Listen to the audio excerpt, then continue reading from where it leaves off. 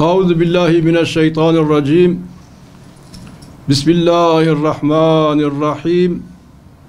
Elhamdülillahi rabbil alamin. Ves salatu vesselamu ala seyyidina ve nebina Muhammed sallallahu teala aleyhi ve sellem ve ala alihi ve sahbihi ecmaîn.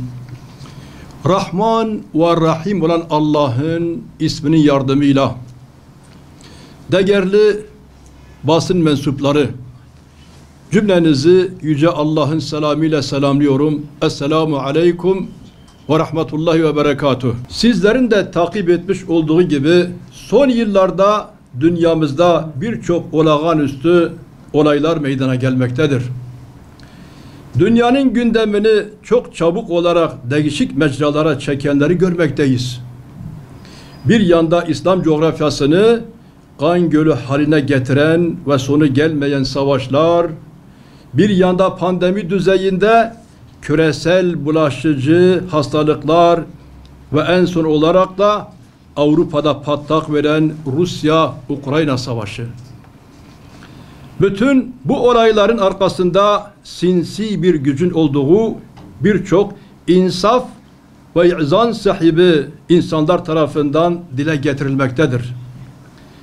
Microsoft'un sahibi Bill Gates'in sahası olmadığı halde yıllar önce Covid-19 hastalığının çıkacağı hakkında bilgi vermesi ve bu iddiasının aynen olduğu gibi çıkması bu virüsün bir laboratuvar mahsulü olduğunu iddia edenleri haklı çıkarmıştır. Demek ki dünyada etkin bir güç iş başındadır. Bu etkin gücün beynelmilel Siyonizm olduğu hakkında ise artık hiç kimsenin şüphesi kalmamıştır.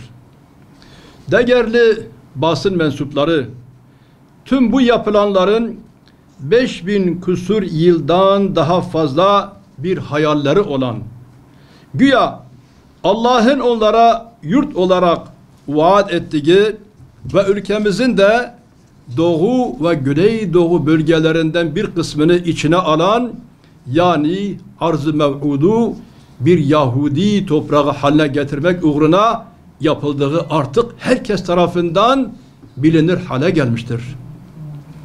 Başta ABD olmak üzere Avrupa'nın birçok ülkesini ellerindeki sermaye, medya, sinema ve daha birçok yollarla etkisi altına almış olan Siyonizm, hedefine ulaşmak için her türlü kötülüğü işlemeyi dini bir vecibe olarak kendisine caiz görmektedir. Nitekim 10 yıllardır Filistin'de öldürdükleri insanları muharref Tevrat'tan aldıkları emirlerle yapmaktadırlar. Şimdi sizlere Siyonistlerin yapmış oldukları katliamlarına gerekçe olarak kabul ettikleri ve bugün dahi ellerinde okudukları muharref Tevrat'tan birkaç ayet okuyacağım.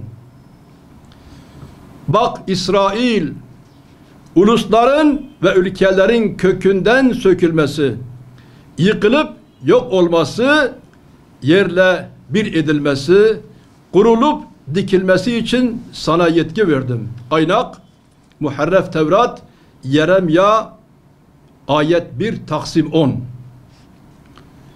İkinci bir vesika. Yakalanan herkesin bedeni delik deşik edilecek. Ele geçen kılıçtan geçirilecek. Yavruları gözleri önünde parçalanacak. Evleri yağmalanacak. Kadınların ırzına geçilecek.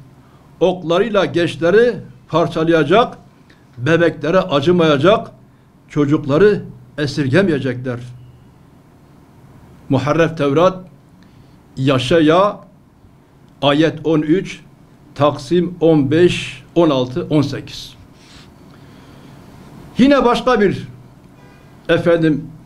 ayet, Tanrınız Rab kenti elinize teslim edince orada yaşayan bütün erkekleri kılıçtan geçirin.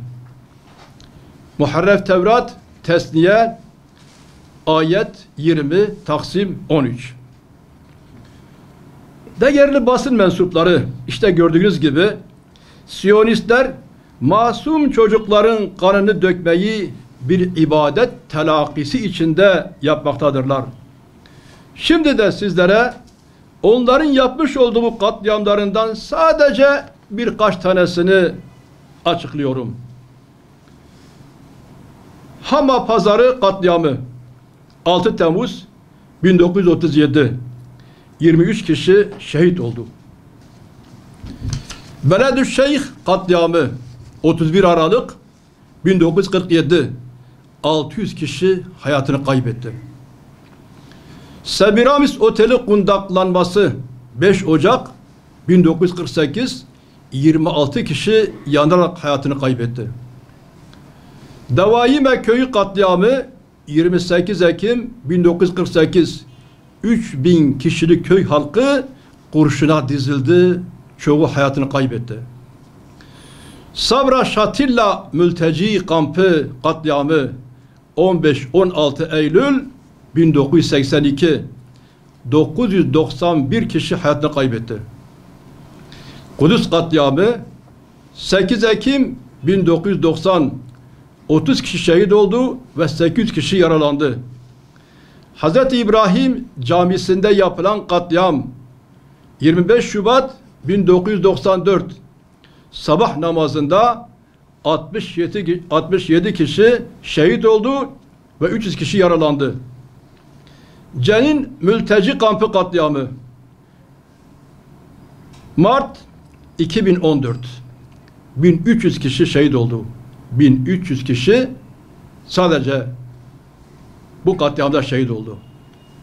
Gazze katliamı 31 Mayıs 2010 1500'den fazla kişi şehit oldu ve 6000'den daha fazla kişi yaralandı.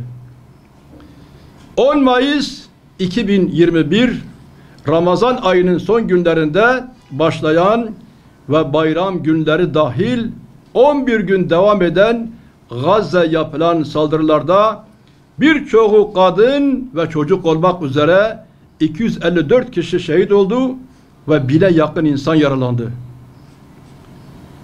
31 Mayıs 2010 yılında Mavi Marmara gemisiyle abluka altındaki mazlum Filistin halkına insani yardım malzemesi götürenlerden 9 tanesi şehit edildi ve onlarcası yaralandı. Maalesef bu şehitlerimizin kanları kapalı kapılar arkasında pazarlık konusu edilmiş ve eli kanlı Siyonist terör devleti ile katilleri bağımsız mahkemelerce tutuklanma kararı çıkartılmasına rağmen bir Yahudi vakfından alınan 20 milyon dolar karşılığında affedilmiştir. Kıymetli basın mensupları, her nedense son yıllarda halkı Müslüman olan bazı ülkelerin idarecileri İsrail terör devleti ile normalleşme yoluna girip dostluk köprüleri inşa ettiler.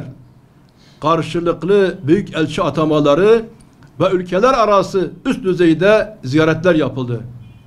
Maalesef sözüm ona, bu dostluk kervanına ülkemizin idarecileri de katıldı. İdarecilerimizin yapmış olduğu davet ile yarın, yani 9 ve 10 Mart tarihlerinde çocuk katili, bebek katili, terör devleti İsrail'in elebaşısı Yitzhak Herzog'un ülkemize yapacağı bir ziyaret söz konusudur.